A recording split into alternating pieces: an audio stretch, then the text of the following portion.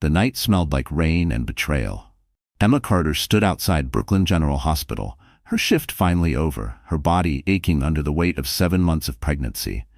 The fluorescent lights hummed behind her as she rubbed her swollen belly and whispered, "Just a few more weeks, baby. Then it's us against the world." Luke's car pulled up to the curb, a black Mercedes S-Class that wasn't his. She frowned. He sold Toyotas, not luxury sedans. "Where'd you get this?" she asked softly. He grinned, eyes darting nervously. "A client loaned it. Said I could take you somewhere nice tonight. You deserve it."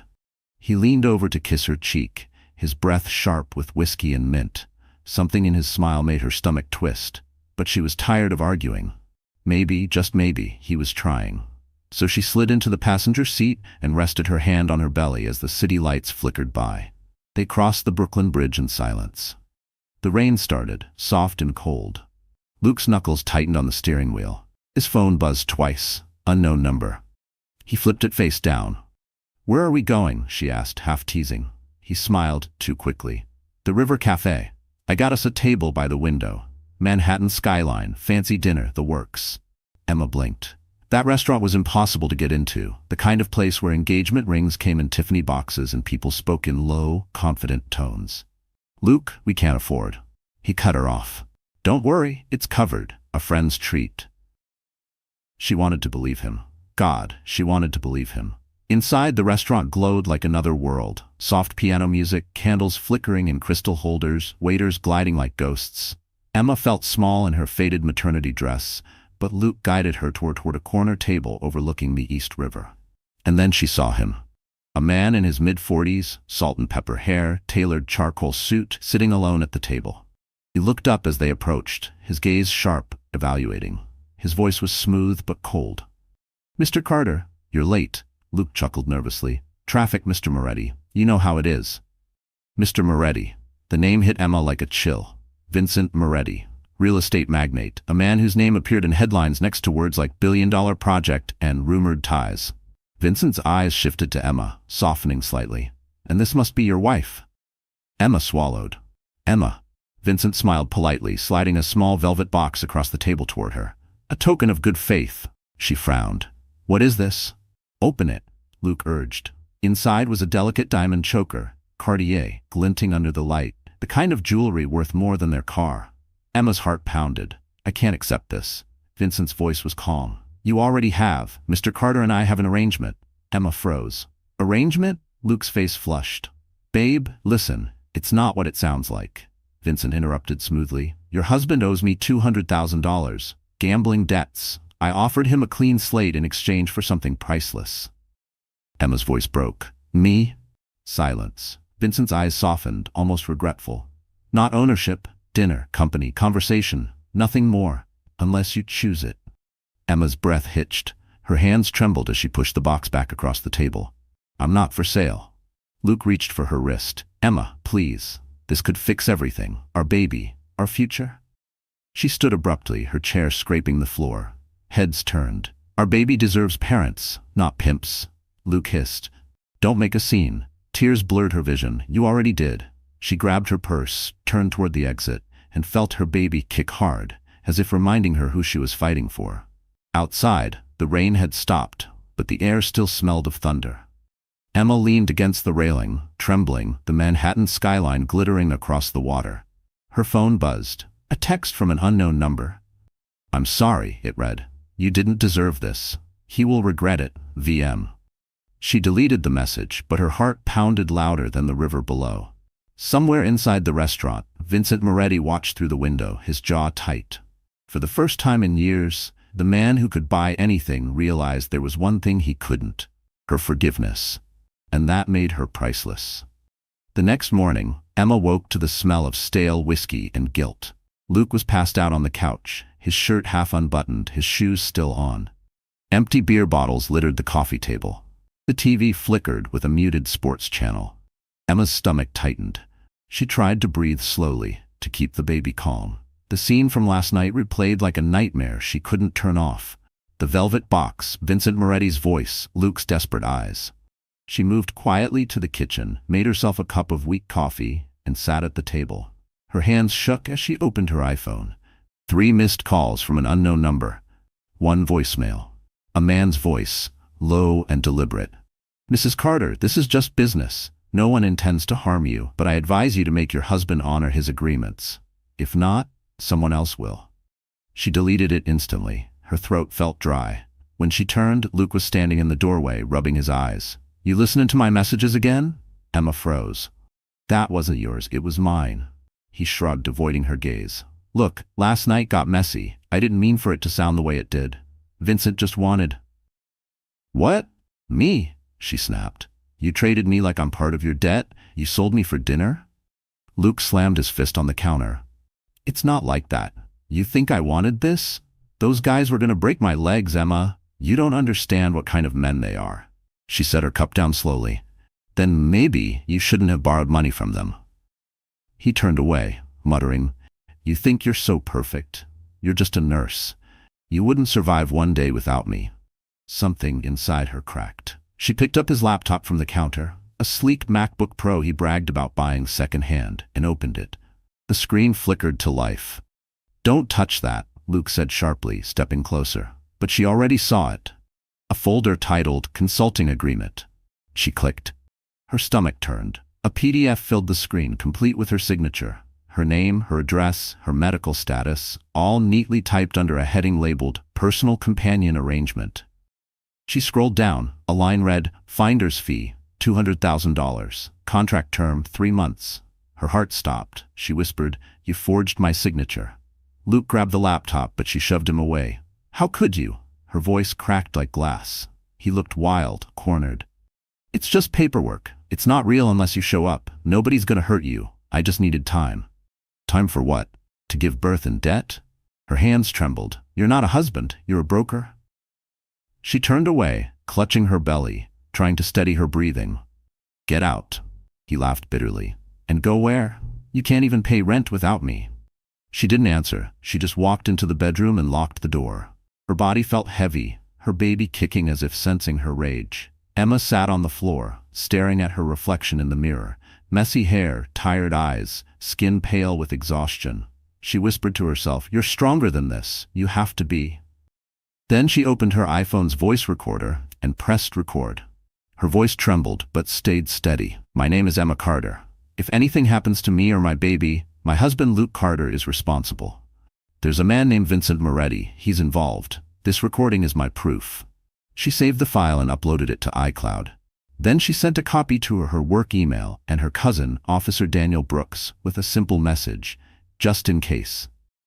Outside, Luke paced the living room, muttering to himself, his phone buzzing with unknown numbers. Emma stared at the ceiling. Every second felt like glass under her feet. She knew this wasn't just a mistake, it was a transaction. And transactions have receipts.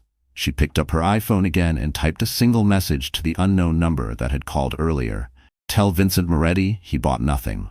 I'm nobody's deal."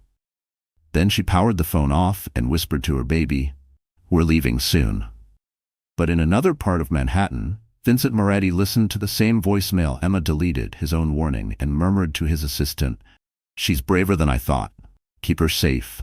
Quietly. 3 days passed before Emma heard from Vincent Moretti again. The message arrived at sunrise, short and formal. "Mrs. Carter, I would like to speak with you privately. Public place. No obligation. Noon tomorrow at the Ritz-Carlton Lounge, Central Park South." Emma stared at the screen, coffee growing cold in her hands. She wanted to delete it, but curiosity burned like acid. Why would a man like him, rich, feared, surrounded by power, bother to reach out after what her husband had done? Grace, her coworker from the maternity ward, tried to talk her out of it. He's dangerous. Men like that don't invite. They trap." Emma shook her head.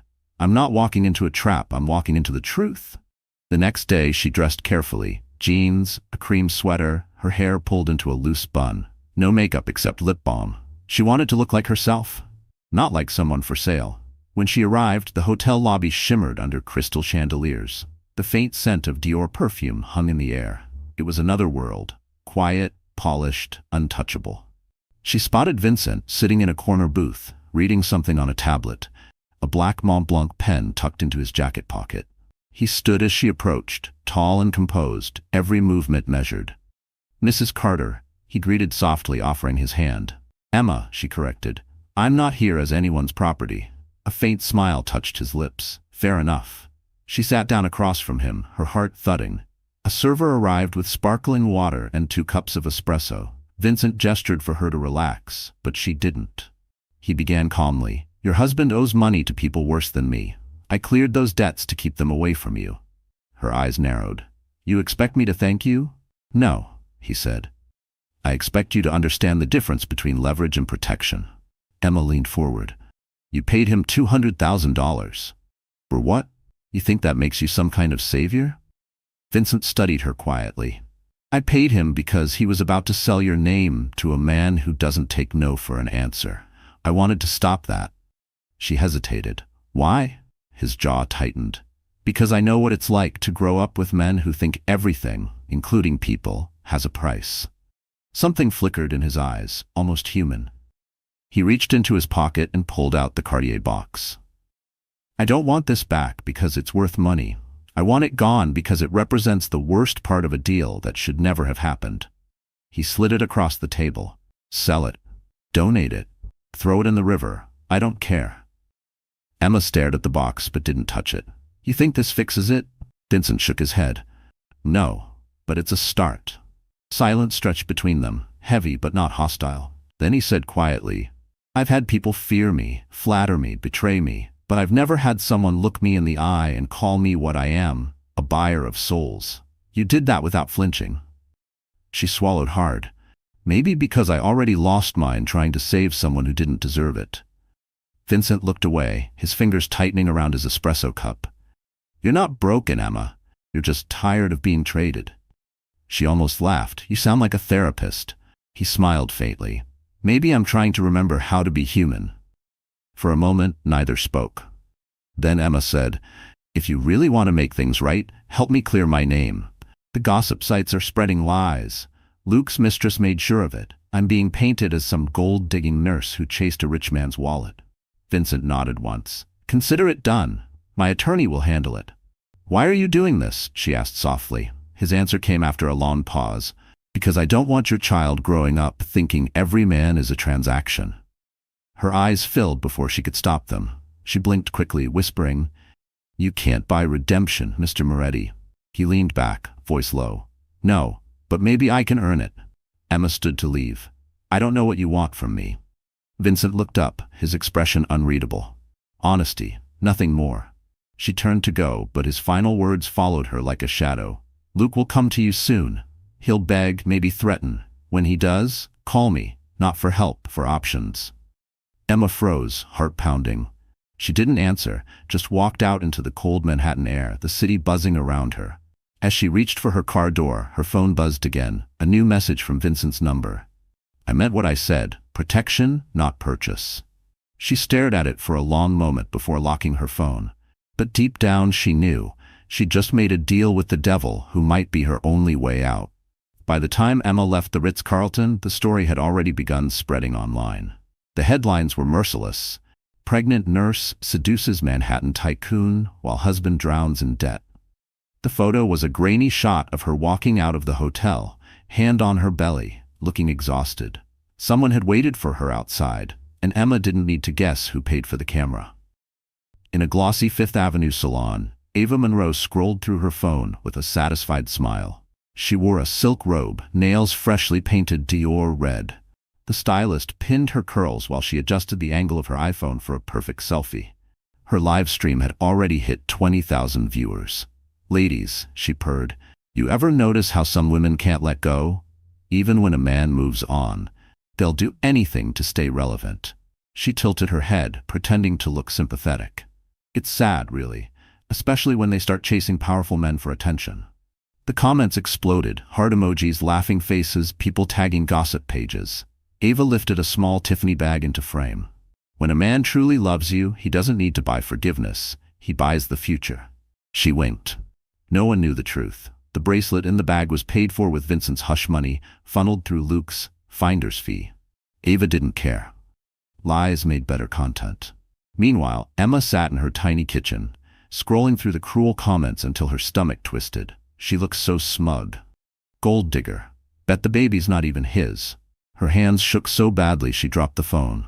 Grace stopped by after work, carrying takeout and concern. Stop reading that garbage. Emma rubbed her temples. It's everywhere, Grace. My patients will see it. My boss, my mother. Grace set the food down.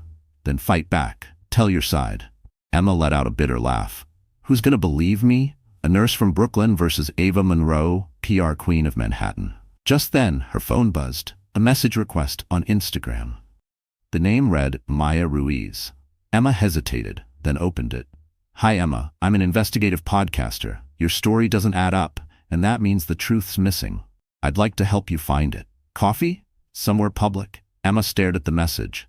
She didn't know if it was a trap or a lifeline. But she couldn't keep hiding. The next afternoon, they met at a Barnes & Noble cafe near Union Square. The warm smell of coffee and paper steadied Emma's nerves. Maya looked younger than expected. Messy bun, denim jacket, eyes sharp with purpose. I'm not here to exploit you, Maya said, setting down her laptop. I want the truth. That video, the contract, all of it, it doesn't fit. Someone's pushing a narrative. Emma sighed. You mean Ava Monroe? Maya nodded. And maybe your husband. For the first time, Emma told someone everything. The forged signature, the debt, Vincent's offer, even the hotel meeting. Maya listened without interrupting, typing notes on her MacBook Air. When Emma finished, her throat ached. Maya leaned back. You realize what this is, right? Classic laundering pattern, a fake contract, a consulting fee, a PR distraction to redirect attention from where the real money's going. Emma blinked. You think Luke and Ava are part of something bigger? Maya nodded slowly. And you're the perfect scapegoat. Pregnant, emotional, easy to frame. Emma stared into her coffee. I just want it to stop. Maya gave her a business card. Then we stop it smart. I'll dig. You stay clean. Don't confront them yet. And Emma, keep every message, every voicemail, every receipt. Emma tucked the card into her wallet. Her baby kicked softly, as if reminding her why she couldn't give up. That night, as she rocked on her small couch, the city noise outside faded into the hum of her thoughts. Her iPhone buzzed again, another message from an unknown number. Stop talking to people, you don't know who you're dealing with. She stared at the text, her pulse racing. Then she typed back, neither do you. She pressed send before she could lose her nerve. Across town, Ava smiled at her phone, screenshotting Emma's reply. Perfect, she whispered. Now the world will see who the real villain is. The next morning, sunlight crept through the blinds, painting soft stripes across the small Brooklyn apartment. Emma sat at the kitchen table with a cup of tea she couldn't taste, her eyes swollen from another sleepless night. The online noise hadn't stopped. Ava's stream had gone viral. Reporters were emailing her hospital. Someone even called her mother in Florida, asking if she raised a homewrecker. Grace stopped by again, her face tight with worry. You can't keep living like this, Em. You need a lawyer. Emma shook her head, staring at her trembling hands. I can't afford one. Luke's name is still on everything, the rent, the car, even the insurance. Grace leaned forward. Then you need help that's free. There's a legal clinic at Columbia. They handle forged signatures all the time. You've got proof, right? Emma nodded slowly. The contract, the emails, and the voice recording. Good. Bring them. Let people with badges and brains handle it. But deep down, Emma didn't trust anyone wearing a badge. She'd seen too many women walk into the system broken and leave invisible. When Grace left, Emma sat in silence.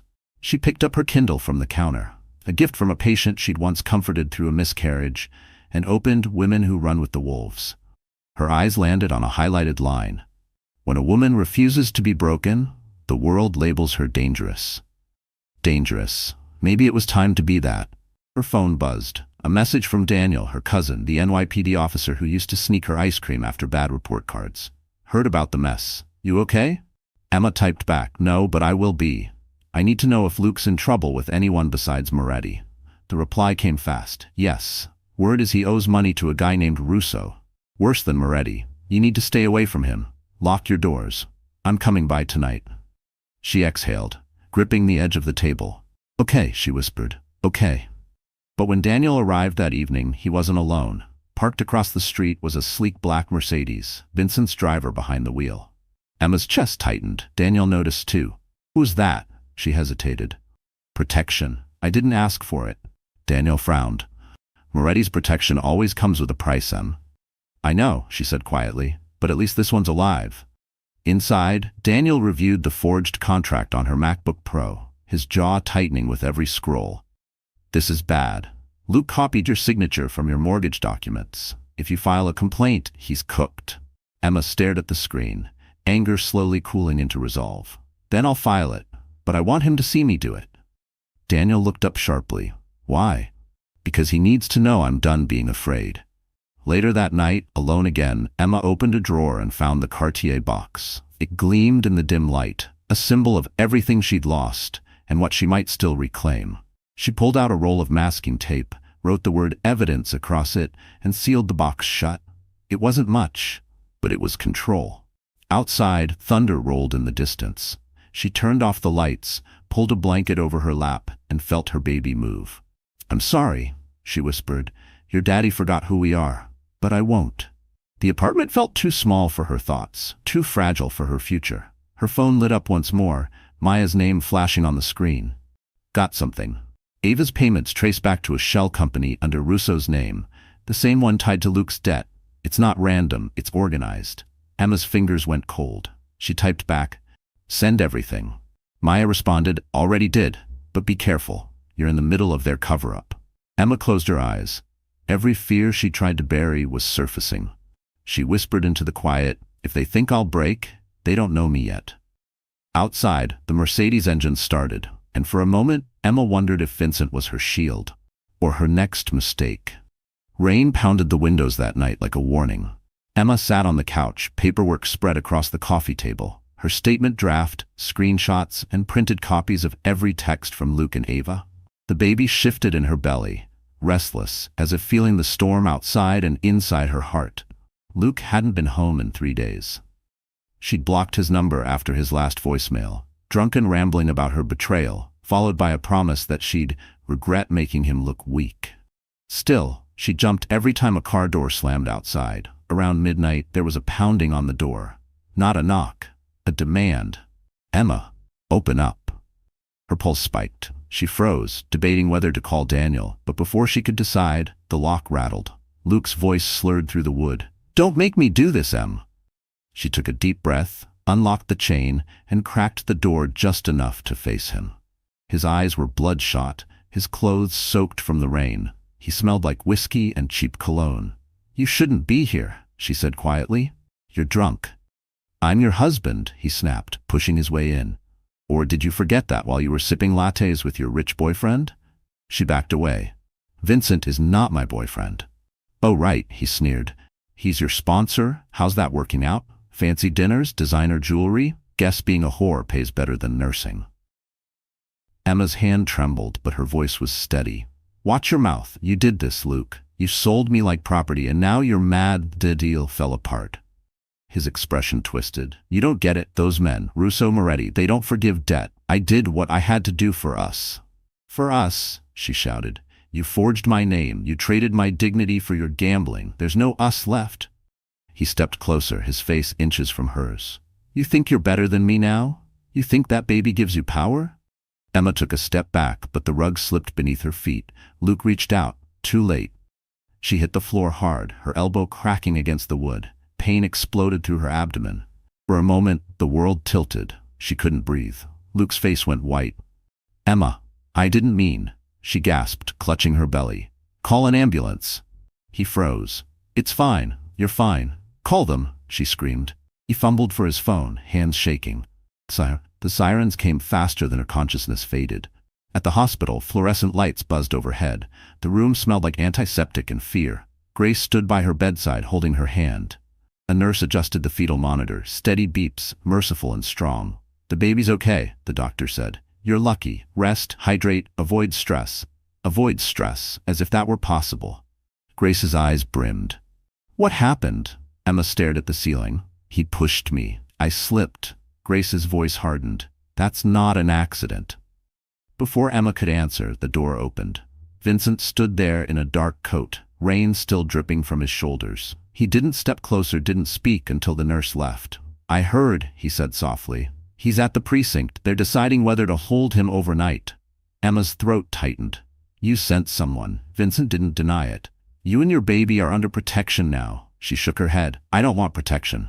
I want peace. He studied her for a long moment. Peace comes after control. I'm not your problem, she whispered. He moved closer, eyes dark. You're not, but you're my responsibility until this is finished. Her pulse jumped. You can't fix this with money or guards, Vincent. He nodded. Then tell me how. She looked away. Make the truth public. All of it. Luke, Ava, Rousseau, the forged contract. If they can't hide, they can't hurt me. He frowned. That's dangerous. So is being silent. Their eyes met, two people on opposite sides of power realizing they wanted the same thing, freedom. Vincent finally said, then we do it your way. But I'll be watching. As he turned to leave, Emma's voice stopped him. Don't do it for me. Do it because men like them think women are currency. He paused at the door. Then let's bankrupt them. Outside her hospital window, lightning flashed over the Manhattan skyline, bright, brief, and violent. Somewhere out there, war had just been declared. The morning after the hospital scare, Emma woke to the soft hum of machines and the rhythmic beeping of the heart monitor. Her hand instinctively found her belly. The baby kicked gently, like a promise. Grace was asleep in the chair beside her, an empty Starbucks cup balanced on her knee. Emma turned her head toward the window. Outside, the city was alive, traffic rolling down Lexington Avenue, people walking fast with umbrellas, everything moving forward, while she stood still. For the first time, she didn't feel weak. She felt angry, clear, and ready. Vincent had left a note on the nightstand. You're safe. Don't trust silence, it hides teeth. When you're ready, call me. That afternoon, she did. The next day, a car arrived, a black Mercedes S-Class again, the same kind that had once symbolized humiliation. This time, it was protection. Vincent's driver opened the door for her. No words, no questions. They drove to a tall glass tower on Park Avenue. Inside, marble floors gleamed under soft light. Men in suits and women in heels moved like clockwork, purposeful and polished. Emma felt out of place in her maternity dress and cardigan, but Vincent met her at the elevator with a nod that said, "You belong here now." "Why am I here?" she asked as they stepped into a sleek conference room with a panoramic view of Manhattan. Vincent gestured toward a woman standing at the far end of the room. Isabella Moretti, his sister. Elegant in a navy power suit, every movement efficient. "Because we're ending this," Vincent said. Isabella extended her hand. "Mrs. Carter, I've drafted an agreement to nullify your husband's debt, declare his actions fraudulent, and transfer protection custody to your name. You'll have legal immunity for anything he forged." Emma blinked. "You can do that?" Isabella's smile was faint. "I can make it happen. But he needs to sign." Emma's pulse quickened. "Luke won't agree. He'll never admit what he did." Vincent's voice was low. "Then he doesn't walk out of this building a free man." An hour later, the door opened. Luke walked in, wearing a wrinkled suit, eyes red from lack of sleep. He looked smaller somehow, deflated. He glanced around the boardroom, at the glass walls, the expensive furniture, the power in the air, and sneered. "You really leveled up, Em. Trading one owner for another?" Emma didn't flinch. "This isn't about you anymore, Luke. Sign the papers." He picked up the Mont Blanc pen on the table, twirling it between his fingers. "What's in it for me?" "Freedom," Vincent said. Luke laughed bitterly. "Freedom? You mean your kind of freedom? The kind that comes with strings and interest rates?" Isabella's patience snapped. "Mr. Carter, either you sign this rescission agreement, or we file criminal charges for fraud, forgery, and coercion. You'll spend years explaining to a judge why you sold your pregnant wife." Luke's smirk faltered. His gaze flicked to Emma. "You'd really do that to me?" Her voice was calm but cold. "You already did it to yourself." He hesitated, then leaned down and scrawled his name on the last page. His hand shook slightly, but the signature was clear. He tossed the pen aside. "There. You happy now?" Vincent reached across the table, took the papers, and handed them to Isabella without looking away from Luke. "You just gave up your last piece of control. Congratulations." Luke stood, pointing at Emma. "You think this makes you a hero? You're just his project now." Emma rose slowly, her voice low but sharp. "No, Luke. I'm my own project, and I'm finally finished letting men build me just to break me." He snorted, stepping closer, but Vincent's bodyguard moved forward, a silent warning. Luke backed away, glaring at them all. You'll regret this. No, Emma said, gathering her documents. For the first time, I won't. She turned toward the elevator, her reflection catching in the glass walls. Tired, yes, but unbroken. Behind her, Luke's voice faded as security escorted him out. Vincent spoke softly. You handled that better than most people in this room ever could. Emma exhaled. It wasn't strength, it was survival. Isabella handed her a folder. This is your future. Keep it locked. Keep it safe. Emma took it, clutching it to her chest. What now? Vincent glanced out the window, his reflection shadowed against the Manhattan skyline. Now we expose the rest of them. But first, you rest. As she stepped into the elevator, her heart pounded, not with fear, but with purpose. Unseen by her, a phone camera hidden in Luke's pocket had been recording everything. Within hours, that footage would leak and twist the truth all over again. The video hit the internet by sunrise. It opened with Emma standing in the glass-walled boardroom, Vincent beside her, Luke's voice shouting in the background. Someone had cropped out the contracts and cut the sound to make it look like a secret deal between a pregnant wife and a billionaire. The caption read, Emma Carter, from nurse to negotiator, how to sell your soul and still smile. Within an hour, it went viral. Emma saw it first on her phone while making breakfast. The baby kicked as if sensing her tension. She scrolled through the comments until her eyes burned. Gold digger. She planned it all. Classic manipulation. Every word stabbed deeper than the last. Grace arrived with groceries, her expression grim. Don't look at it, she warned. It's everywhere, Emma whispered. I can't stop it. Grace pulled out her phone. Maya just called me. She says the video metadata was edited. The timestamps don't match. It's a setup. Emma sank into the couch. Ava, she said flatly. It has to be her. Grace nodded. Who else? Across town, Ava Monroe sipped champagne in her Fifth Avenue apartment, her reflection glittering in the wall of windows. The video played silently on her iPad while messages from tabloids flooded her inbox. Offers for interviews, brand collaborations, invitations to events. Her smile was perfect, practiced. Let the little nurse cry, she murmured to herself. I warned her not to play in my world. But even as she said it, her phone buzzed with a message from a number she didn't recognize. You went too far, Ava. The deal was to distract, not destroy. Russo's watching. Ava's smirk faded. She tossed the phone aside and poured more champagne. He wouldn't dare, she whispered, but her hand trembled. Meanwhile, Maya stormed into Vincent's office, laptop in hand. She doctored the footage, she said, voice sharp. I traced the upload through a VPN that links to a PR agency owned by Ava Monroe. Vincent frowned, standing by the window overlooking Central Park. Then she just signed her own warrant. Maya shook her head. It's not that simple. The internet doesn't wait for truth. It wants blood. And right now, Emma's the one bleeding. Vincent turned toward his assistant. Get the car. We're moving her. That evening, the same black Mercedes pulled up outside Emma's apartment. Vincent got out, umbrella in hand, his suit dark against the rain. Pack a bag, he said simply. I'm not running, Emma said. This isn't running, he replied. It's surviving until this storm passes. She hesitated, then nodded. Grace helped her gather essentials, a few clothes, baby supplies, the sealed Cartier box labeled evidence. They drove through the city in silence, raindrops streaking across the windows like falling glass. When they reached Central Park South, the car turned into a private driveway leading to a luxury apartment tower. Inside, the suite was pristine. White walls, marble counters, floor-to-ceiling windows, framing the city skyline. Everything smelled like clean linen and money.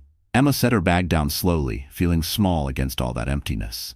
This isn't me, she said quietly. Vincent met her eyes. No. But it's safe. He handed her a phone. New number. Use it only to contact me, Isabella or Maya. Emma nodded. What about Luke? He's gone underground, Vincent said. But Russo's men are looking for him, and if they find him, Ava's next. Emma exhaled. So I'm bait now? Vincent's jaw tightened. You're a witness. That's not the same thing. She looked out the window at the city lights. Feels the same. Later that night, she sat alone on the couch, staring at her reflection in the glass. Behind her, the skyline pulsed with neon and noise. Her phone buzzed again. Maya this time. I posted the real footage. People are starting to question the narrative. Ava's losing followers fast.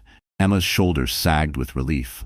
But the next message wiped that feeling away. Luke's missing. His car was found abandoned in Queens. No sign of him. Her blood ran cold. She typed back, "He won't come for me." Not now. Before she could hit send, a shadow moved outside the window. Just a flash, maybe a reflection, but enough to make her freeze. She whispered to herself, "It's just the city lights." But deep down, she knew better. Because somewhere out there, someone had decided that if they couldn't control Emma Carter, they'd erase her instead. The apartment was silent, except for the rain tapping against the glass. Emma hadn't slept in nearly 2 days. Every creak in the hallway made her nerves jolt. She sat on the couch, her belly round beneath her sweatshirt, her laptop open to Maya's latest update. The video was finally losing traction, Ava's lies unraveling under the weight of evidence. But peace still felt like a foreign language. The doorbell rang. Her breath caught. "It's me," a voice said from the hall. "Vincent." Emma opened the door a few inches, enough to see him standing there in a gray coat, damp from the rain. He held a grocery bag and something else, a paperback book tucked under his arm. "I didn't call you," she said cautiously. "I know," he replied, his tone softer than usual. "But you're not eating, Grace told me." He stepped inside, placing the bag on the counter. Soup, bread, nothing fancy. Emma eyed the book. "And that?" He hesitated before holding it out. "Atomic Habits. It helped me once. I thought it might help you too." She took it, fingers brushing his for just a second. "You read self-help books?" He smiled faintly. "Even devils need instruction manuals." For a moment, neither spoke. The city hummed below them, traffic lights reflecting across the glass walls. Emma finally said, "Why are you really here, Vincent?" He leaned against the counter, folding his arms. "Because Luke is gone. And when men like Russo can't find what they're owed, they go after what's left, you." She exhaled, a tremor in her chest. "So I'm bait again?" "No," he said firmly. "You're the line they won't cross, because if they do, they deal with me." Emma shook her head. "That's not protection. That's war." Vincent's gaze didn't waver. "Then we fight smart." She studied him for a long moment. The man before her wasn't the monster the tabloids described. His power wasn't loud. It was quiet, steady, dangerous only when provoked. But behind his controlled tone, she sensed something else. Guilt. "You ever regret it?" she asked softly. "Regret what?" "Becoming the man everyone fears." He looked out the window. "Every day. But fear keeps order, and order keeps people alive." She stepped closer. "And happiness?" He gave a dry laugh. "That's never been part of the contract." Emma's hand drifted to her stomach. "I used to think love was about saving someone. Luke needed saving. I thought if I loved hard enough, he'd change." Vincent's eyes met hers. "You can't heal someone who enjoys the pain." Something in his voice cracked, barely noticeable, but real. She saw then what no one else did, a man who built an empire on control because he couldn't control his own heart. "Why are you telling me this?" she asked. He exhaled slowly. "Because I don't want to be the man who bought your misery anymore." Emma swallowed the lump in her throat. "You didn't buy me, Vincent. Luke tried to sell something that was never his." He nodded, silent for a moment, then turned toward the door. "You should eat and sleep. You'll need strength for what's coming." "Wait," she said. "You didn't finish what you came to say." He paused, hand on the doorknob. "I came to tell you that you're not alone anymore." When he left, the room felt heavier and lighter all at once. Emma set the soup on the table, opened Atomic Habits, and found a note tucked inside the front cover. It wasn't a love letter, just one line written in bold handwriting, "You're not what they did to you." Her vision blurred with tears. She wiped them quickly and whispered, "Thank you." The baby kicked, a soft reminder that life was still moving forward. Later that night, as she prepared for bed, her phone buzzed again, a message from Maya. "Update. Ava's account's frozen. The DA is building a case. But be careful. Russo's network is collapsing, and desperate men do stupid things." Emma placed the phone on the nightstand, heart pounding. She looked at her reflection in the window. Tired, yes, but stronger than before. "I'm not scared," she said aloud, as if daring the night to challenge her. But outside, in a black car idling across the street, a man with slicked back hair made a call. "She's still in the apartment," he said. "Orders?" The voice on the other end answered coldly. "Wait for the baby." The courthouse smelled like old paper and tension. Emma sat on the wooden bench outside courtroom 3B, her hands folded over her belly. She could feel her baby moving gently, like a heartbeat reminding her to breathe. Grace sat beside her, flipping nervously through her phone. "You don't have to do this," she whispered. "Yes, I do," Emma said. "If I don't stand up for myself now, they'll keep doing it to someone else." Across the hall, Ava Monroe arrived, sunglasses on, hair flawless, the picture of calm confidence. Behind her trailed 2 PR agents and a lawyer in an expensive navy suit. The flashes from photographers waiting by the courthouse doors followed her every move. Emma looked away, focusing on the tiled floor. She could hear the whispers. "That's her, the nurse. The pregnant one. She's the reason Ava's losing sponsors." Vincent appeared moments later, flanked by Isabella and Maya. He wasn't supposed to be here, the press would twist it, but he came anyway. "You look steady," he said softly. "I'm terrified," Emma replied. "Good," he said, adjusting his cufflinks. "Fear keeps you sharp." She managed a faint smile. "That your version of comfort? It's the best I've got," he admitted. When the clerk finally called their case, Emma followed her lawyer inside. The courtroom was cold, sterile, with light bouncing off glass panels and microphones. The judge, a woman in her 50s with a calm, unreadable face, looked down at them from the bench. "Case number 4729, the bailiff announced. Monroe versus Carter." Ava's attorney began with a smooth voice. "Your Honor, my client seeks an immediate restraining order against Mrs. Emma Carter, who has repeatedly defamed and harassed her through online statements and media leaks." Emma's stomach turned. Lies again, perfectly rehearsed. Then it was her lawyer's turn. Isabella stepped forward, calm as ever. "Your Honor, this is not a harassment case. It's a deflection. My client has been the target of a campaign designed to destroy her credibility after she exposed a fraudulent contract orchestrated by her husband and Ms. Monroe. We have video evidence, timestamps, and sworn affidavits." The judge raised an eyebrow. "Show me." Isabella nodded to Maya, who connected her MacBook to the projector. The room dimmed as the footage began. Luke's confession at the boardroom, the forged documents, Ava's signature on the PR payments. The audio was crisp, damning. Ava shifted in her chair, her confident smile faltering. Her lawyer objected, but the judge silenced him with a wave. "Miss Monroe," the judge said, "would you care to explain why your company received payments from a shell account belonging to Mr. Russo, the same account tied to Mr. Carter's debts?" Ava stammered. I have no knowledge of." "Enough," the judge said, voice firm. "I'm dismissing your petition, and Ms. Monroe, consider this a warning. If any more false accusations appear under your name, I will hold you in contempt of court." Emma didn't move, didn't even smile. Relief felt too fragile to touch. As they left the courtroom, the hallway erupted with noise, reporters shouting questions, cameras flashing. "Emma, did you manipulate the billionaire? Is Vincent Moretti the father of your baby?" Vincent stepped between her and the chaos, his voice low but commanding. "Show some respect. She's carrying a child." The crowd quieted, startled by his tone. For the first time, the tabloids captured a different image, not scandal, but something close to protection. Outside, rain had started again, soft and steady. Emma stood on the courthouse steps, the gray sky reflected in the puddles around her. Isabella handed her an umbrella. "You did it," she said simply. Emma shook her head. "Not yet. Ava will strike again. She doesn't lose quietly." Vincent turned to her, eyes steady. "Then we stay louder. I'll have my PR team release the real story. Your words, your truth." "No," Emma said, surprising herself. "If I'm going to tell it, it'll be me, my voice, my timing." He studied her for a moment, then nodded. "Fair enough, but you won today. Don't forget that." Emma looked up at the clouds. "Winning doesn't feel like I thought it would." Vincent's expression softened. "That's because this isn't the end. It's just the moment you stopped being the victim." She turned to him, eyes glistening. "And started being who?" He smiled faintly. "Who you were always meant to be." As he opened the car door for her, she caught her reflection in the window, a woman tired, bruised, but standing tall. In the distance, across the street, a black car idled once again. The same voice from before whispered into a phone. The judge protected her today. Next time, she won't be that lucky. The night after the court victory should have felt like peace.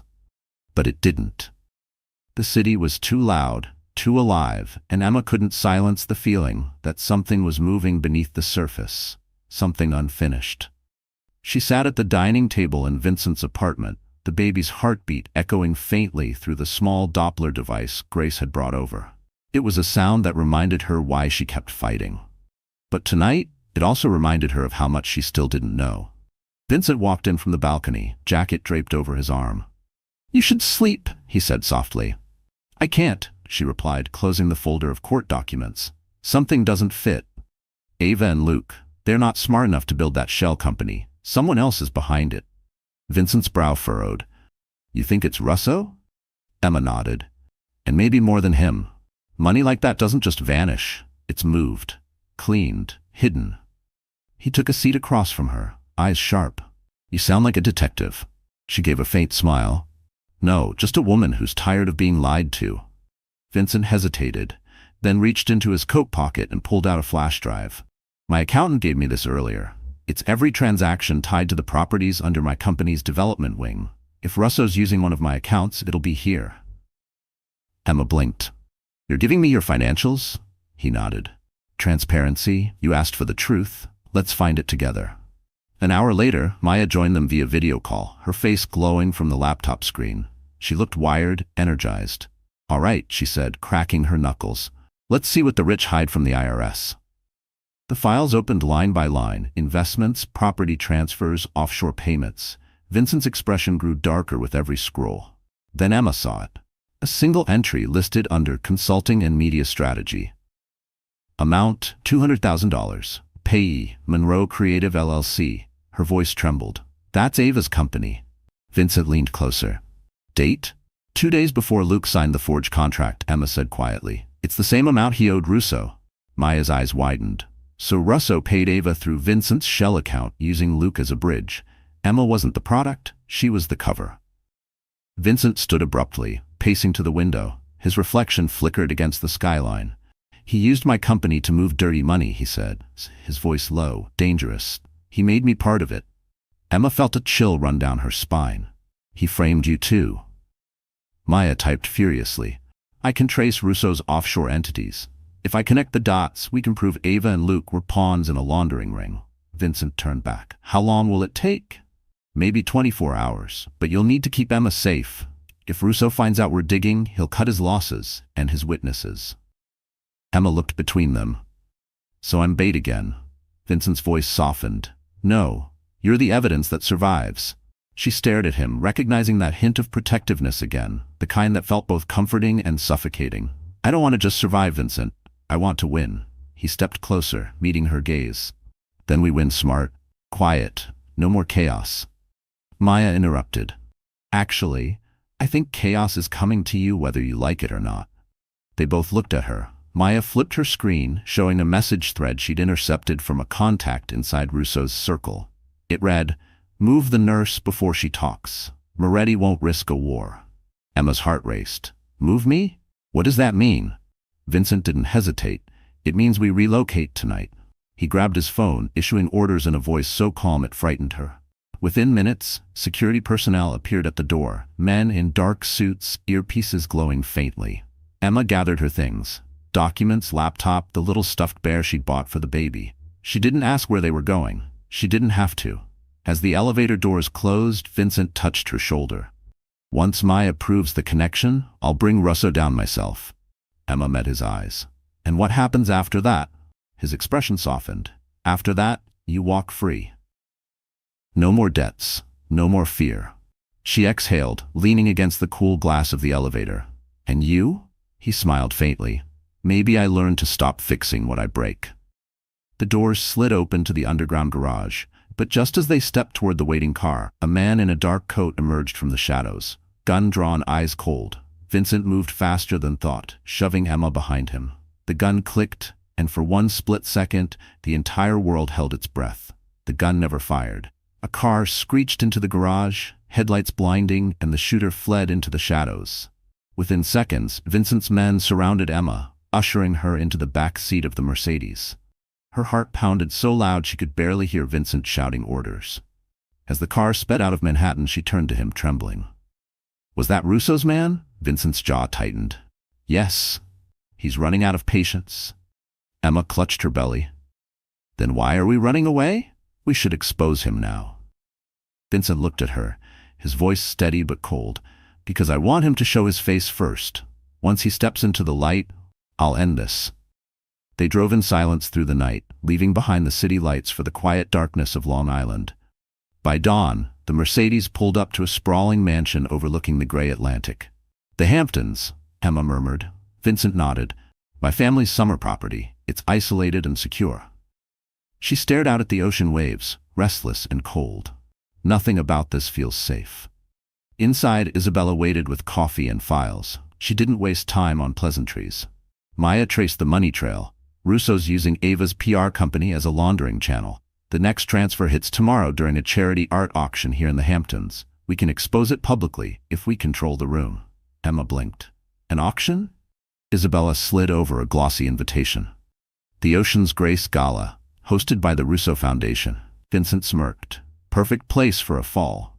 Maya joined on a call, her voice crisp through the speaker. "I can project the data onto the event screen when the auction starts. Every transaction, every forged contract, every transfer between Ava, Luke, and Russo. Once the crowd sees it, the press will tear him apart." Emma hesitated. "And what happens to Ava?" Vincent's expression hardened. "She chose her side." Emma swallowed. "I don't want her dead, I just want the truth." Vincent met her eyes, something unspoken passing between them. "Then we'll do it your way." The night of the gala, the mansion glowed like a glass palace. Luxury cars lined the circular driveway. Bentleys, Rolls-Royces, even a white Lamborghini that looked too loud for the rain. Guests arrived draped in designer gowns, sipping champagne, unaware they were walking into an ambush of truth. Emma wore a simple black dress, her hair pinned up, her baby bump visible but elegant. She felt everyone's gaze, curious, pitying, judgmental, but she walked tall. Vincent escorted her through the marble hall, hand at her back but never possessive. "Remember," he murmured, "once the projection starts, step back. Let the truth burn on its own." The room was filled with laughter, clinking glasses, and soft jazz. Ava arrived late, radiant in silver satin, clutching the arm of Russo, a man in his 50s, tanned, smiling like a snake. When Ava spotted Emma across the room, her expression faltered for just a second. "Showtime," Isabella whispered. The lights dimmed. The auctioneer raised his microphone. "Ladies and gentlemen, before our final item, a short presentation from our sponsors." The giant LED screen flickered. Instead of art, rows of bank transactions filled the display. A hush fell. Vincent stepped aside, arms crossed, watching Russo's smile die. Maya's voice came through the speakers, pre-recorded. "Behind every donation lies a transaction. Behind every promise, a price. Tonight the world learns who pays for silence." The room erupted, guests whispered, phones lifted, flashes fired. Russo cursed under his breath and turned on Ava. "What did you do?" She backed away. I didn't know they'd find it." Emma stepped forward, voice calm but clear. "You knew. You always knew." Security moved in, but Vincent raised his hand. "No one leaves until the police arrive." Russo lunged for the exit, but Daniel appeared from the side door, badge flashing, gun drawn. "You're not going anywhere." Gasps rippled through the crowd as officers stormed in. Ava's mascara streaked down her cheeks. "You ruined me," she whispered. Emma shook her head. "No, Ava, you did that yourself." Russo was handcuffed, shouting threats that meant nothing now. Cameras flashed, reporters shouted, chaos bloomed. Vincent turned to Emma, his voice low amid the storm. "It's over." She looked at him, eyes steady. "No, it's beginning." And as the police led Russo away, a single flash from a nearby camera captured Emma standing under the chandelier, pregnant, unbroken, and finally free of their shadows. The image would spread across every headline by morning. Marking the night the hunted woman became the hero. The gala had ended hours ago, but the echo of chaos still lingered in Emma's ears. The flashing cameras, the shouts, the trembling voice of Ava trying to justify herself. It all played in her mind like a storm that refused to quiet. The police had taken Russo and his men away, Vincent's lawyers were handling the fallout, and yet Emma couldn't sleep. She sat alone in a small side room of the mansion, her hands resting protectively over her belly. The baby moved faintly, a tiny reassurance that life was still pulsing inside her despite everything that had happened. Footsteps echoed down the marble hall. Then the door burst open. Luke. His suit was wrinkled, his tie gone, his face slick with sweat. He looked thinner, desperate, his eyes darting around like a man hunted. Emma froze. How did you even get past security? He laughed, a broken sound. Security's busy taking pictures with the cops. I slipped in. Vincent's voice came from behind Luke, calm but sharp as glass. That was a mistake. Luke spun around, his voice rising. You ruined my life. You and your money and your perfect suits. You think you can take everything from me and walk away? Vincent didn't flinch. You took everything from yourself. Emma stood slowly. Luke, please. Just stop. It's over. He turned to her, his face twisting. Over? You think it's over for me? You made me look like trash in front of the whole country. You think anyone's gonna hire me after this? You took my life, Emma. Tears stung her eyes, but her voice stayed calm. No, Luke, you threw it away. I begged you to change. I begged you to be better, and all you did was sell pieces of me until there was nothing left. He stepped closer, eyes wild. You always thought you were better than me. I just wanted to survive, she whispered. Vincent stepped forward, voice low. That's enough. Leave. Luke's hand shot out, pointing at him. You think you can order me around like one of your dogs? You think she loves you now? She'll use you just like she used me. Emma's hand flew to her chest. Luke, stop. You need help. Help? He laughed bitterly. I need my life back. In one sudden motion, he lunged toward Vincent. Daniel, who had been standing guard outside, burst into the room. He tackled Luke to the floor, pinning him with his knee. Get off me, Luke roared, but Daniel was stronger. Within seconds, 2 uniformed officers rushed in and cuffed him. You're under arrest for trespassing and assault, Daniel said firmly. Luke spat at the floor, glaring up at Emma. You'll regret this. You think these people care about you? You're just a pawn. Emma's tears fell freely now, but they weren't for him. They were for the years she had wasted believing love could heal someone who didn't want saving. Vincent placed a hand on her shoulder. Are you all right? She nodded weakly. Yes, just tired.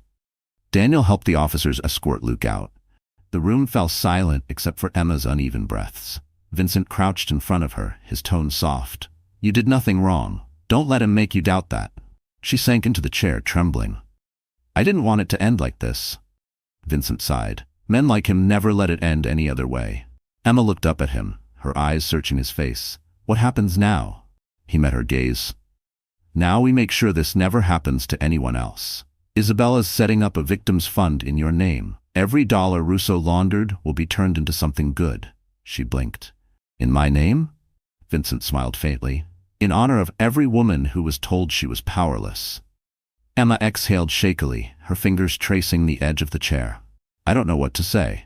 Say you'll rest, he murmured. You've earned that much. She managed a small smile. I'll try. As Vincent left the room, Emma glanced at the mirror on the wall. For the first time, she didn't see a victim staring back. She saw someone standing again. Outside, police sirens faded into the distance. Luke Carter was gone. But deep in Emma's heart, she knew the real fight, the one for her own peace, was just beginning. The Hamptons mansion was quiet now. The police cars were gone, the cameras silenced, and the last of the guests had fled hours earlier. But sleep refused to come for Emma. She stood by the window of the guest suite, staring out at the ocean waves crashing against the rocks below. The night air smelled like salt and rain, thick and heavy, as if the earth itself was exhaling after too long holding its breath. Her body ached with exhaustion, yet her mind refused to rest. Every time she closed her eyes, she saw Luke's face twisted in rage, Ava's fear, Russo's handcuffed wrists. Justice had been served, yes, but justice didn't erase the pain. She moved to the vanity, where a small lamp cast golden light across the room. Her reflection looked older than she remembered, eyes swollen, cheeks pale, hair tangled in loose strands. She touched her belly softly. We made it, she whispered. Somehow we made it. On the dresser sat the Cartier box, still sealed with masking tape. She hadn't opened it since that first night. She reached for it now, fingertips tracing the rough edge of the tape, then stopped. Some things didn't need to be reopened. She set it aside and picked up a worn paperback instead, Meditations by Marcus Aurelius. Maya had given it to her, saying, You'll like this. It reminds you that peace is a choice, not a gift. She flipped to a random page. The words read, You have power over your mind, not outside events.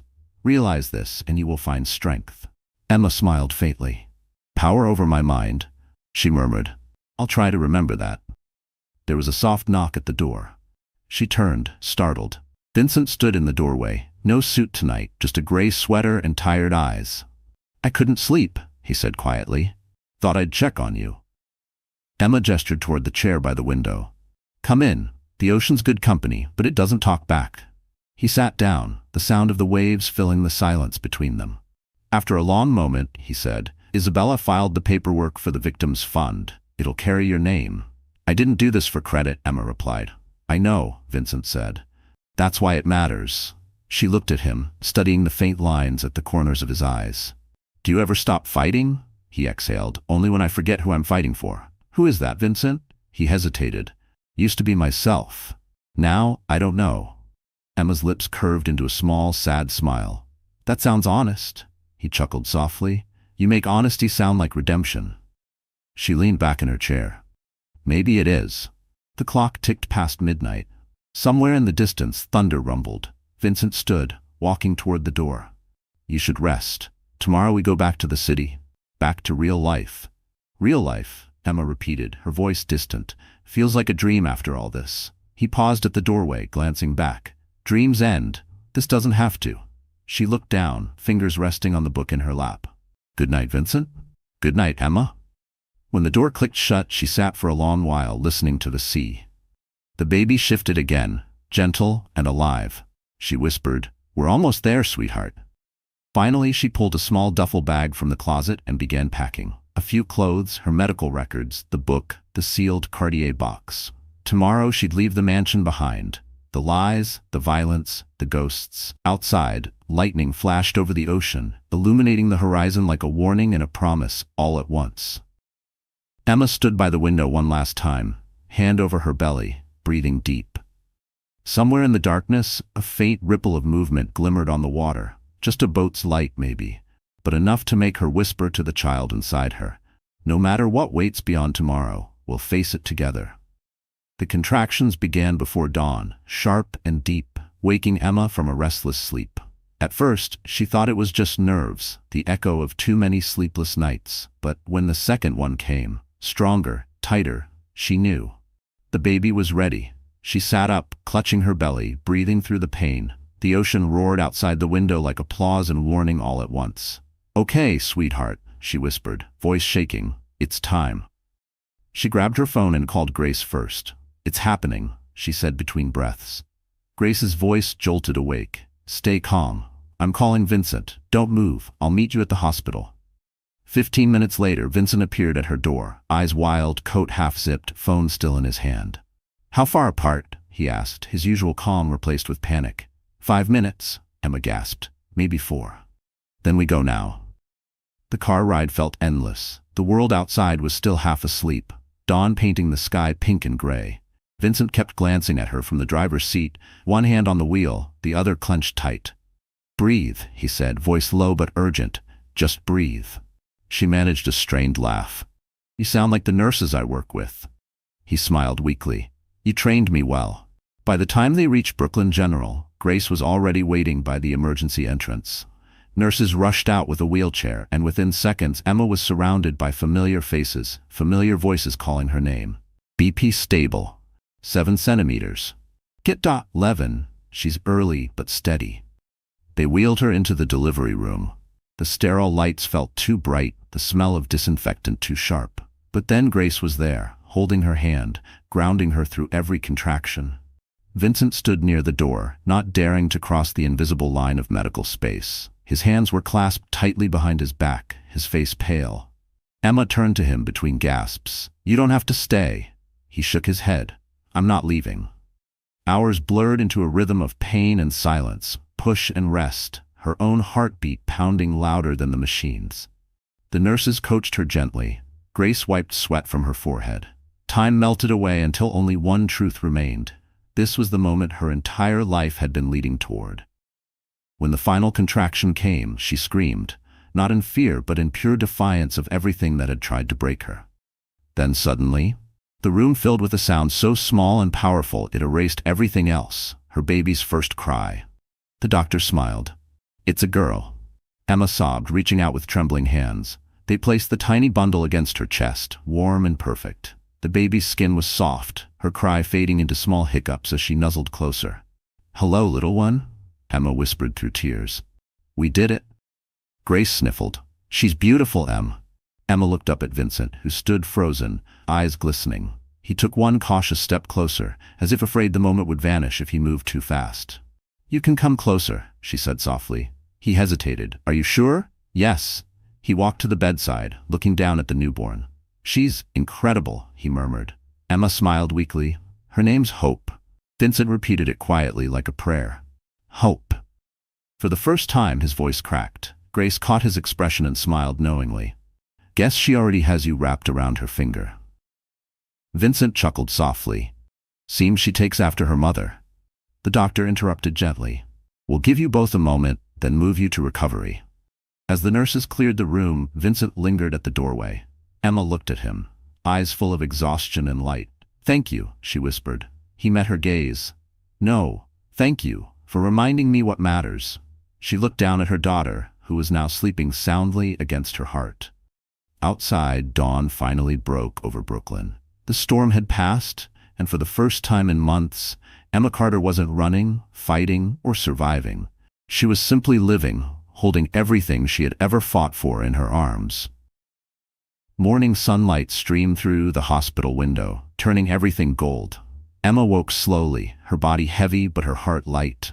The rhythmic sound of the baby's breathing was the most beautiful thing she'd ever heard. Hope lay bundled in her arms. Tiny fingers curled around Emma's thumb, like she was holding on to the world. Grace slipped quietly into the room, holding 2 coffees. "You look like someone who just met her soulmate," she whispered. Emma smiled, exhausted but radiant. "I think I did." Grace brushed a hand over Hope's head. "She has your eyes." Emma laughed softly. "Poor kid." The door opened and Vincent stepped in. He wasn't wearing a suit today, just a simple white shirt, sleeves rolled, dark jeans. He looked normal, human. In his hand was a small white envelope. "I didn't want to interrupt," he said, voice lower than usual, "but I couldn't wait." Grace squeezed Emma's shoulder. "I'll give you 2 a minute."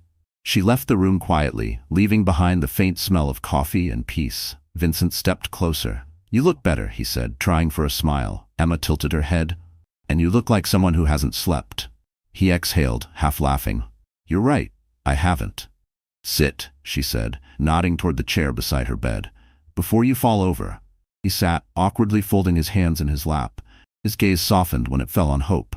"She's perfect." Emma nodded. "Yeah, she's everything." He handed her the envelope. "For her." Emma frowned. "Vincent, I don't need your money." "It's not money," he said quickly. "It's her college fund. A legitimate 529 plan. Transparent, no loopholes. Isabella handled it herself." She hesitated, then opened the envelope. Inside was a single document, simple, clean, official. Hope Moretti Carter Education Fund. Emma's name signed at the bottom. Her eyes filled. "You didn't have to do this." Vincent shook his head. "I did, because she deserves a future that isn't chained to what her parents survived." Emma swallowed hard. "You're trying to make up for too much."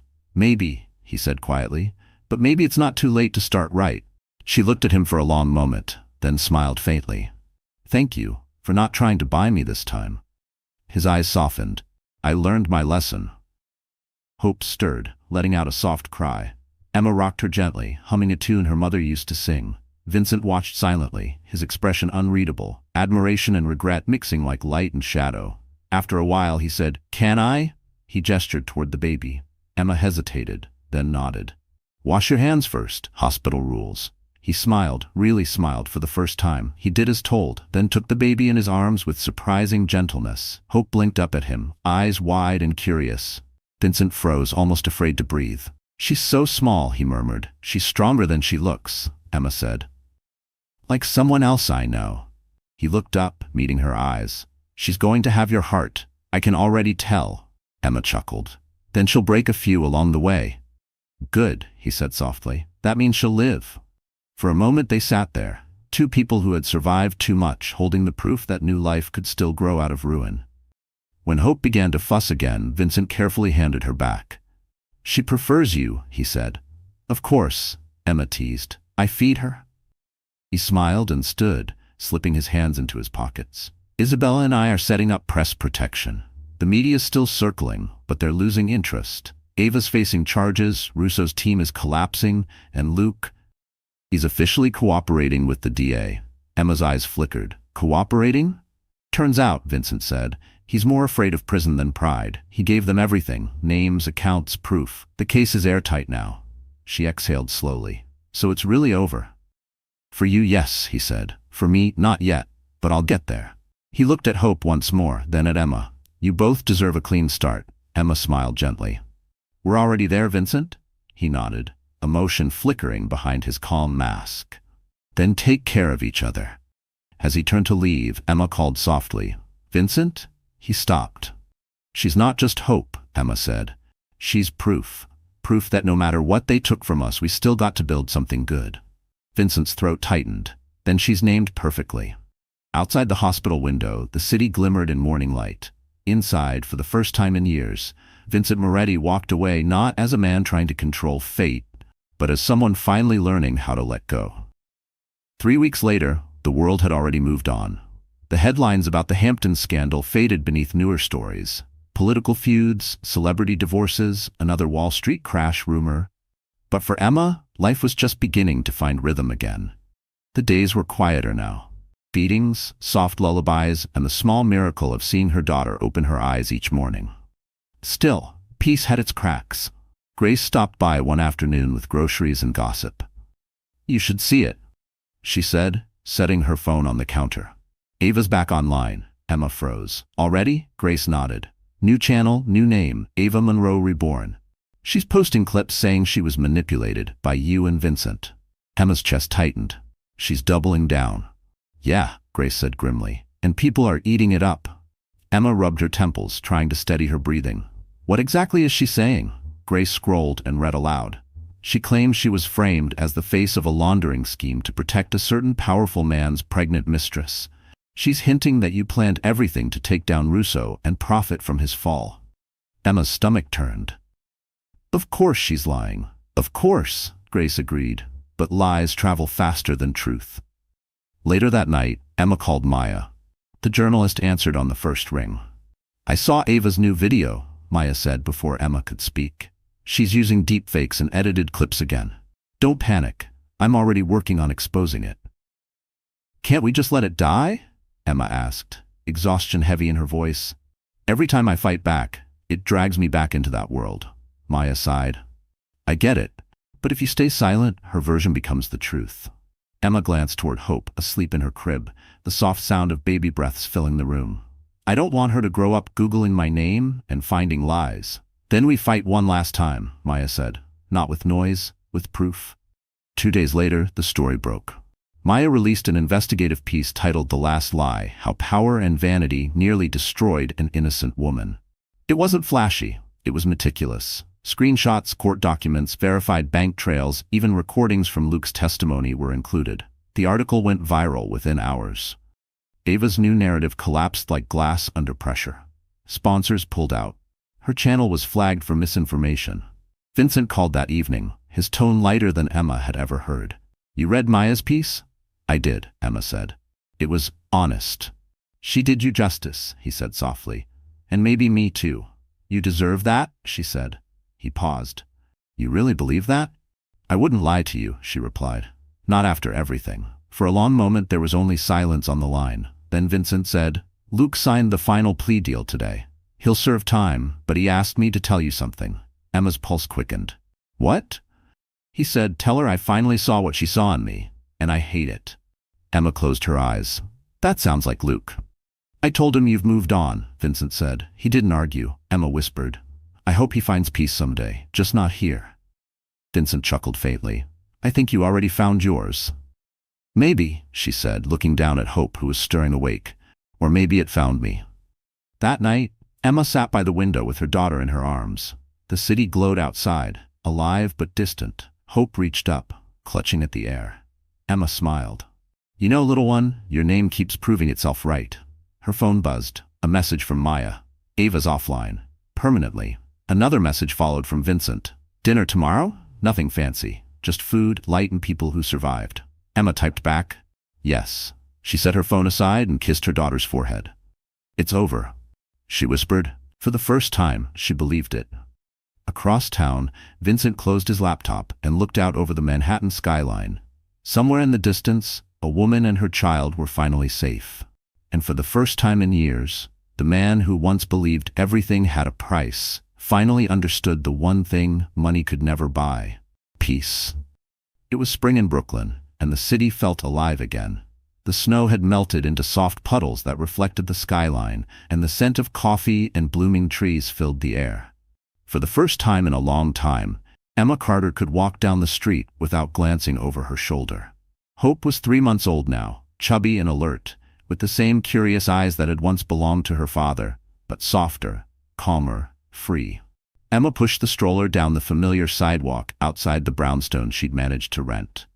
It wasn't fancy, but it was theirs. The morning sunlight touched the stoop like a blessing. Grace met her on the corner with a Starbucks in each hand. "Mom, life looks good on you," she teased. Emma laughed, brushing a loose strand of hair behind her ear. "That's because you only see me after the caffeine hits." They strolled together, trading small talk about diapers, sleep schedules, and the endless laundry that came with motherhood. It was ordinary, gloriously ordinary. At a red light, Grace nodded toward a newspaper stand. "You see this?" Emma glanced over. On the front page, a small headline read, "Ava Monroe sentenced to 2 years for fraud and defamation." Below it was a smaller piece, "Russo's empire officially dismantled." Emma exhaled slowly. "So it's really over." Grace smiled. "Looks like it." For the first time in years, the word freedom didn't feel foreign. That afternoon, Emma had an interview at a midtown hospital for a patient educator position. Steady hours, good pay, and benefits. The thought of going back to work filled her with nervous excitement. She dressed simply. White blouse, navy blazer, minimal makeup. She wanted to be seen for her competence, not her past. Before leaving, she bent over Hope's crib, kissing her daughter's forehead. "Be good for Aunt Grace, okay? Mommy's gonna build us something new." The interview went well. The department head, Dr. Green, had heard of Emma's story but didn't mention it. Instead, he focused on her skills, her years of nursing, her ability to stay calm under pressure. "We need people who've lived through something real," he said. "You'd be an asset here." Emma smiled, her heart lifting. "Then I'd be honored." When she left the hospital, the sky was beginning to turn gold. She checked her phone. One new message. "Vincent.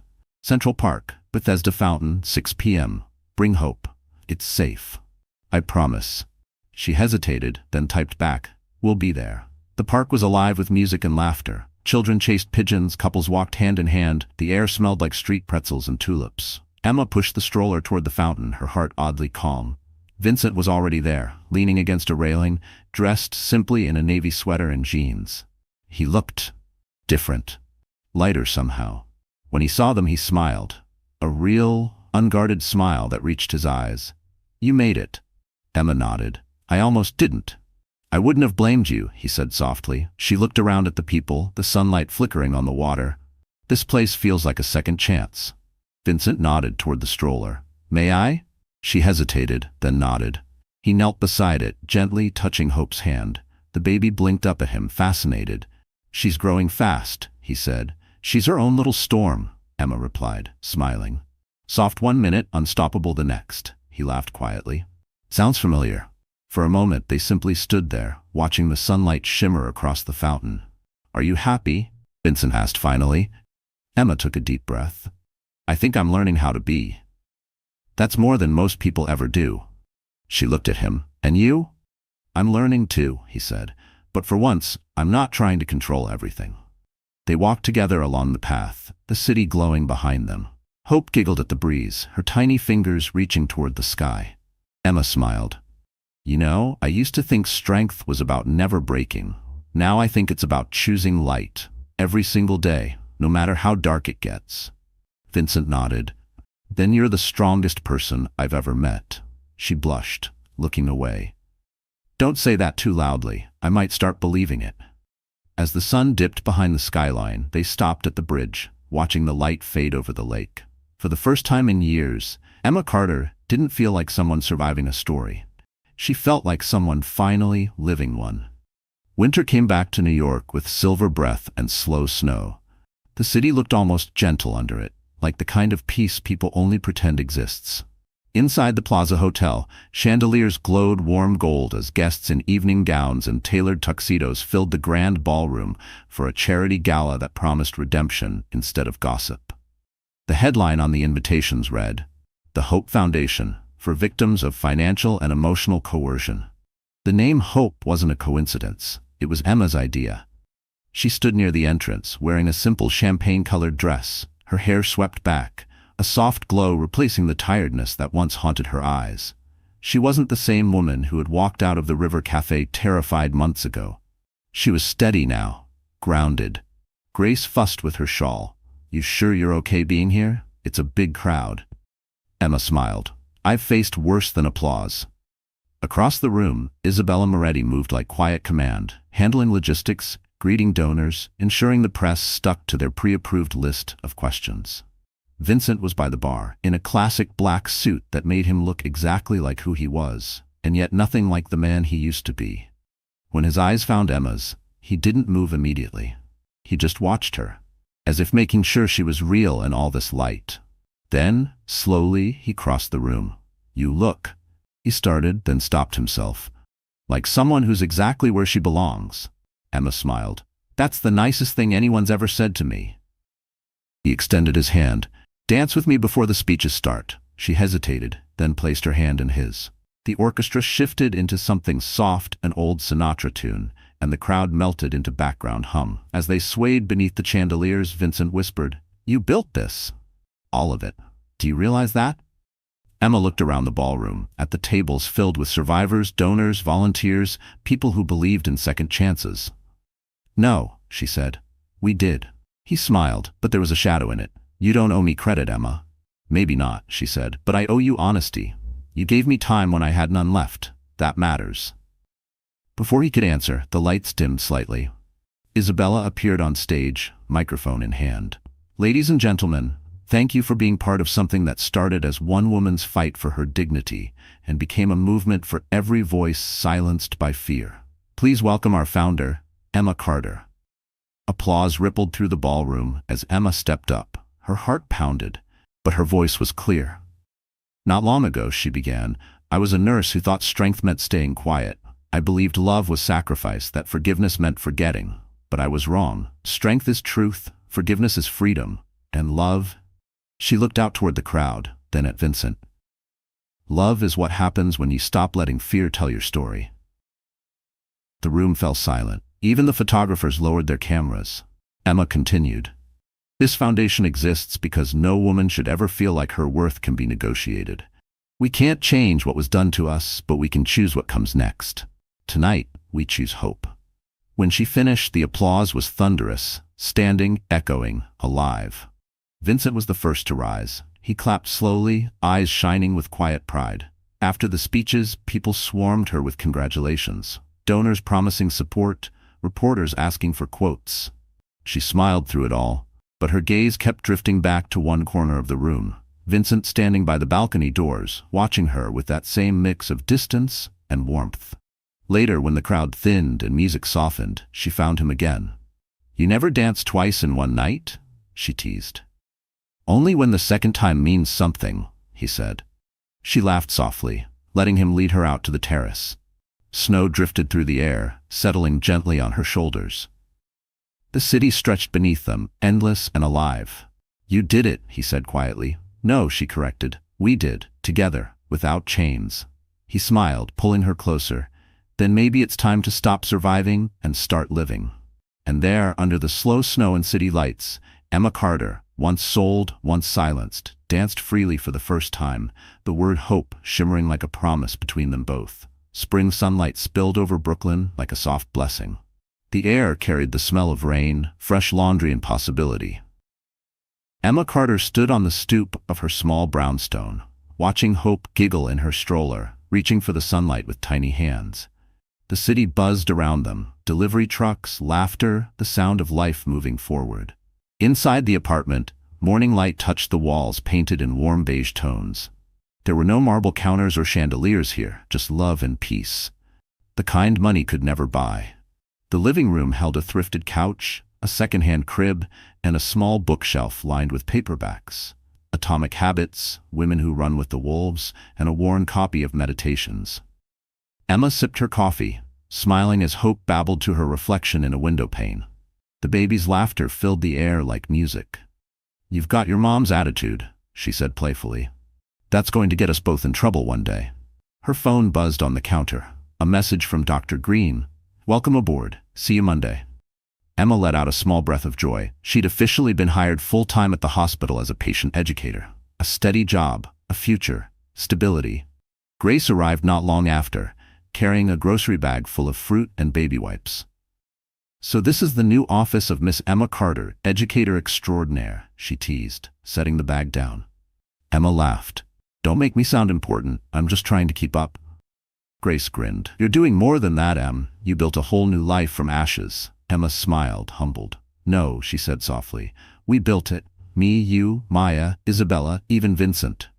Grace nodded knowingly. "Speaking of Mr. Tall, dark and brooding, he called earlier. Said he'll stop by later."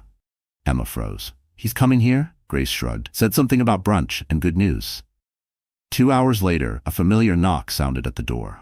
Emma wiped her hands on a towel and opened it to find Vincent standing there, dressed simply in a dark blue shirt, sleeves rolled up, holding a paper bag that smelled suspiciously like pancakes.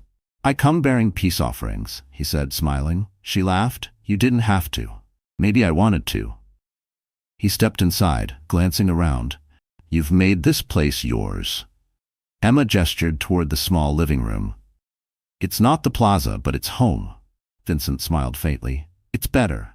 They sat at the table, the smell of syrup and butter filling the air. Hope cooed from her high chair, smearing mashed banana across her tray. Vincent watched her, eyes soft. "She's growing fast. She doesn't wait for anyone," Emma said. "Guess she gets that from me." He chuckled. "You're both unstoppable." After a moment, he reached into his jacket and handed her a small white box. "For you." Emma frowned. "Vincent, I told you, no more expensive gifts." He shook his head. "It's not expensive, just something you might like." Inside the box was a simple silver locket, engraved with a single word, Hope. Emma's eyes glistened. "It's beautiful." He smiled softly. "I thought it should be something you chose to wear, not something anyone gave to own you." She traced the locket with her fingers, her voice trembling. "Thank you." They sat in silence for a moment, then Vincent spoke. "The Foundation's expanding to other states. I want you to lead the patient advocacy branch. It's your vision, Emma. Your voice that started it." She blinked. "You mean a new position?" He nodded. "Director of Outreach. Full control. Say yes, and we'll build it together." Emma looked around her little apartment, then at Hope, and finally at him. "You're offering me partnership?" "I'm offering you equality," Vincent said simply. Her heart softened. "Then yes." He smiled, a real one. "Good, because I wasn't planning to do it without you." They finished brunch while Hope babbled between them, the air full of warmth and laughter. When Vincent stood to leave, Emma walked him to the door. "Thank you," she said quietly. "For what?" "For never asking me to be less than who I am." He smiled. "I wouldn't dare." As he stepped outside, the sun caught his face, and for a brief moment the world felt perfectly balanced, past and future meeting in one small Brooklyn doorway. Emma held Hope close, whispering, "We're free, baby girl. Truly free." And as the city hummed beyond their window, Emma Carter finally understood that some vows aren't spoken at altars. They're written in survival, sealed in courage, and lived every single day. So, that's how our story comes to an end. And if you're still here, right now, listening, maybe something in it touched your heart in a quiet, personal way. Maybe you saw a little piece of yourself in Emma, someone who kept standing when life tried to break her. You see, her journey wasn't just about revenge or pain. It was about reclaiming peace, choosing light, and learning that survival isn't weakness. It's proof of strength. Like the Stoics used to say, you have power over your mind, not outside events. Realize this, and you will find strength. Marcus Aurelius. Healing begins when we stop trying to control the storm and start learning how to stand in the rain. Emma did that, and so can you. So my dear friends, if her story reminded you that no pain lasts forever, that every scar can become wisdom, then take a moment right now. Give this video a like, share it with someone who needs hope tonight, and hit subscribe to stay with us on the next story of courage, redemption, and healing. Because maybe, just maybe, your story of hope is only beginning.